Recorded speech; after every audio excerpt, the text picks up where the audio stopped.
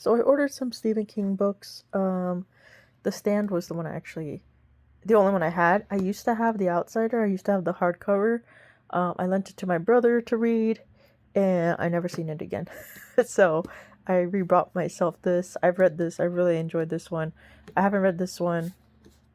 I haven't read Desperation either or The Talisman. So I think just to get back into reading, and I know, having read Stephen King in the past, he's an author that I could just dive right into and read pretty consistently. And I don't know, it's kind of like you know how sometimes you just don't feel like getting into a new show, even though you know it's probably good based on the reviews and all the people talking about it, but you just don't have like the mental capacity to jump into a new show. That's how I'm feeling kind of like right now. It's how I've been feeling a little bit since my dog started to get more and more sick, and then his passing, and then now I'm kind of like, kind of easing back into normal life. And I know Stephen King, his stories are going to kind of catapult me back into reading, because I know I'll enjoy his stuff no matter what I read. Um, so I'm gonna read a little bit of The Stand. I think I might save this till next month. I think one of these books I'm gonna read this month, but I want the weather. I want the time change to be a little bit on the darker side. Or shorter days, if that makes sense. Because The Outsider is creepy. It actually did creep me out. It's been quite a while since I read it. And yeah, I might save this just for a little bit longer. I'm trying to get this part done because my dog is trying to sleep. Desperation. I read the first chapter and a half or so. Very, very good hook of a first chapter. The momentum of it is really awesome. You kind of know what's going to happen in the first chapter. It kind of builds up to it in a way that you know what's going to happen. You just don't know when it's going to happen. And I think the whole idea of, I'm pretty sure the perspective of this is through the villain's perspective, the sheriff here on the front cover. Um, but the build up on the first chapter, it's very. I don't know if this has been adapted yet, but I imagine the first like 20-30 minutes of that first episode, or maybe like 10-15, will build it up really nicely. I don't want to give any too much spoilers or anything, because if I do end up reading this, I'll probably do a little bit more in terms of details. But in terms of just like sitting down and reading the first chapter, I couldn't put it down, which hasn't happened in a really long time. So I'm kind of leaning towards this. But essentially, from what I'm reading so far, an evil sheriff, kind of maybe a little bit with some supernatural awareness of some sorts, is trying to clean up his area in ways that is just very evil. I don't know. That's what I'm kind of getting from it. And then some boy comes along and he's kind of like on the opposite end, maybe. So it's kind of interesting to see this. I always like when authors kind of ground good and evil into just like a very plain storytelling kind of way, you know? Like if there's good versus evil in here, it's probably set within the desert in a small town, and sheriff is the evil one and a boy is the good guy. So just very simplistic terms, no crazy, lore and build up and of all these things, and having to, I don't know. I think I'm weirdly comparing it to fantasy, which I probably shouldn't, because it makes no sense. This I've read about 3 chapters. The Talisman. And this is by Stephen King and Peter Straub. I like the idea of it being a fantasy. It's we're getting little nuggets of,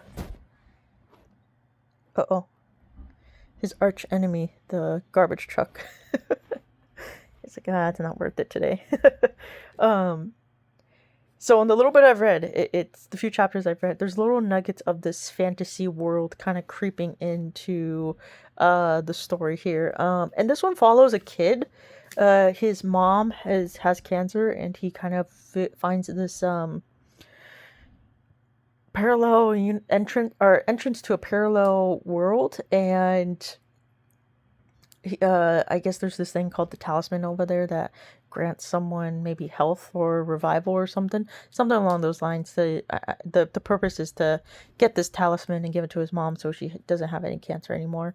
It's pretty grim in the beginning in terms of just this kid feeling isolated, going on the not on the run but moving around a lot because his mom is a kind of like a an out of work actress for a while. She's been out of work for quite a while, and the money's running out. And yeah, they're kind of just like going from place to place, trying to get by pretty much. And I've noticed with a lot of Stephen King books, I'm not entirely sure about Peter Straub here. I never read his stuff. This is the first collaboration I've read of these two, but I've noticed sometimes his books that are stories that focus on kids, they tend to kind of put them in these positions of I guess a little bleakness is a good word. Which I have no problems with. I can't imagine ever sitting down and reading a book where it's about this privileged kid who has everything in the world and he's just, you know,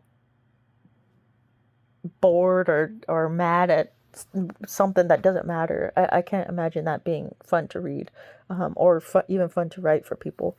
Um, but I always like when kids are involved in Stephen King's book. There's like a little, well, sometimes I guess it depends on the book, because this one starts off pretty brutal about a kid. So never mind.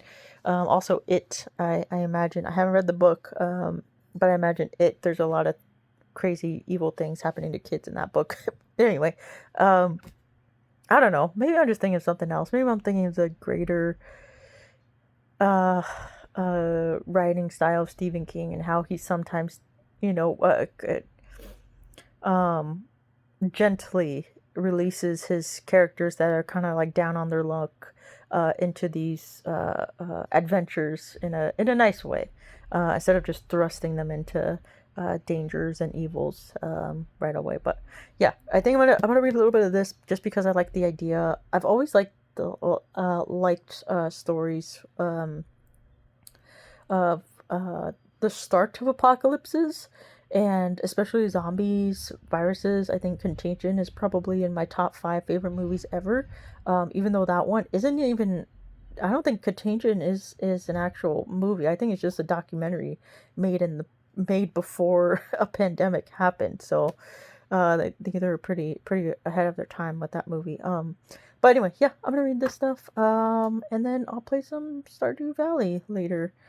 Because that's something that I've also pushed myself into because I've always had a nice time playing Stardew Valley. It's very calming and very enjoyable. And yeah, all the real world kind of just gets pushed away when you play Stardew Valley.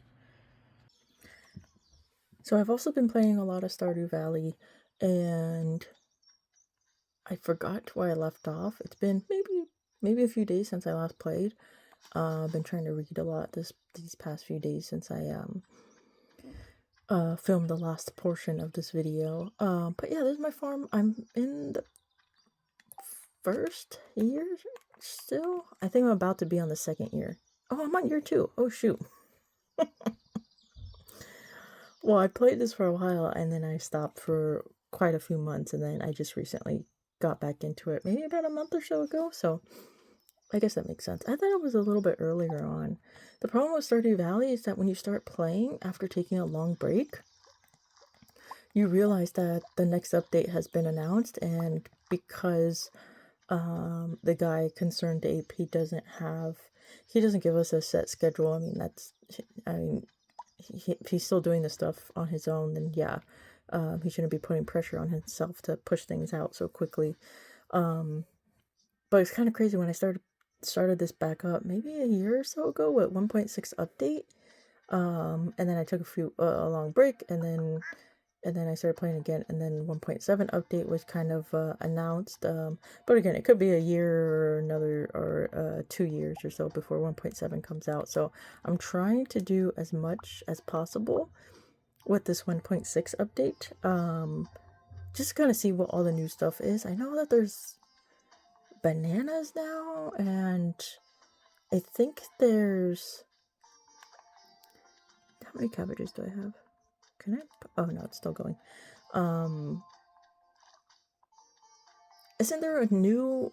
Once you get to year 2 or something, there's a new fruit every season now? Something like that. I don't know what it is. But this is my little... what is this? I think this is a shed? Yeah, there's a shed. I have all the kegs here. I want to make some more kegs and do a line right here. Maybe another of these jam... What are they called? What are these things called? Shoot, what are they called? What, barrels? Oh, here. Preserve jars. Preserve jars. Actually, I probably should make one of these too. I have a lot of wool. I have the stuff to make that. I don't know why I haven't done that. Oil maker. I don't have pigs though, so I don't have truffles yet. Yeah, so it's kind of coming along. My whole goal is to finish the community center as quick as possible, and then I go on to befriending as many townspeople as possible. Right now I have Linus and Marnie already good to go. I don't know how these two got off by 2 hearts, because I would give them the same amount of things every day to farm, like the eggs and the milk, and cheese. So I have no idea how this happened. Caroline, I started with Caroline first because she gives you the tea sapling, and I believe she gives you the recipe for the tea sapling as well. Plus her cutscene is also pretty cool. But everyone else, yeah, I think I've never gotten all hearts with Willie before, but I want to see if there's anything he gives me. I also been trying to do more of the ticket quests, and get those free tickets and use that little machine and stuff. I have my vegetable one. This is my miscellaneous foraged items. This is my fruits. I try to keep quite a few of each one, mostly for little requests on the Pierre's shop, and just for making things too. I watched a video and realized that you could put purple mushrooms and I believe regular mushrooms in the preserve jars, and it gives you a crazy amount of gold for that. Let's see if I can find it here. But yeah, it's kind of crazy how there's so many things that you don't even notice, even though we played this game for quite a while. Where is it at? Is it this? No, it's not this. Maybe it's part of the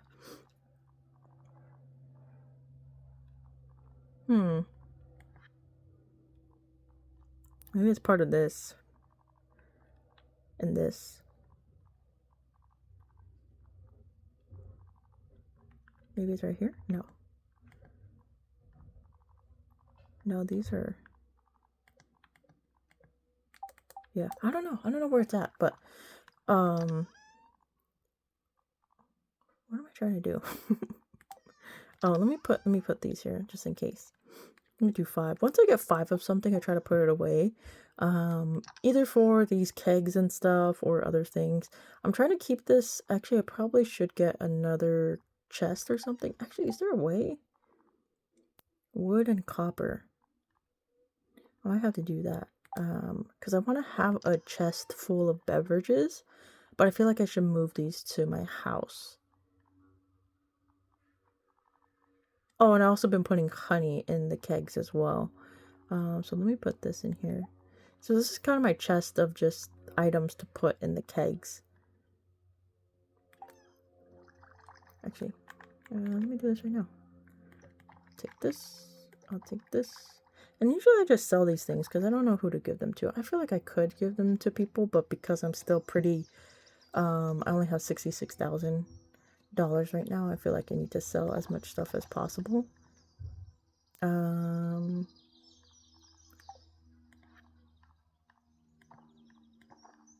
I need to give that star fruit. But yeah, this is the general idea that I'm trying to do.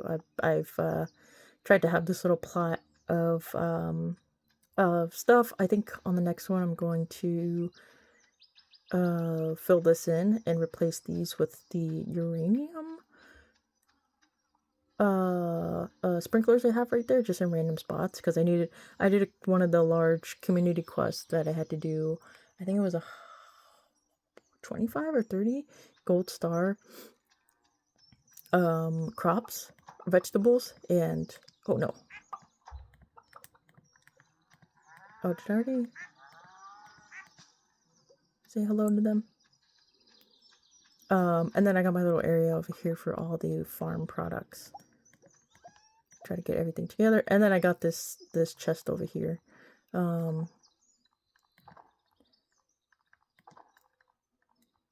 Actually, I thought this... What am I supposed to do with this? I thought this... Oh, maybe I haven't... Maybe the day hasn't gone yet. Because I'm pretty sure that's a small shipping bin, so... But yeah, that's what I've been playing recently. It's pretty fun to get back into Stardew Valley after taking a long time off. It's kind of starting fresh in a way, with all the new things that you notice, and then all the new events, like the fishing events and stuff. So it's kind of cool. But yeah, that's it for this video. I'm slowly reading. I decided to read the stand the most. I just find it most intriguing right now. Is what's his name in here? Kent? No one's in here. Especially the beginning. I've read I think I read like the first 20 or so pages a few times. I really enjoy the build up and all of that of the virus kind of slowly going everywhere, and how all it takes is one person escaping to kind of spread a disease. So yeah, that's what I'm doing these days, and yeah, hopefully it starts. It's already starting to cool down, but hopefully it starts to rain a little bit. Is this Kent?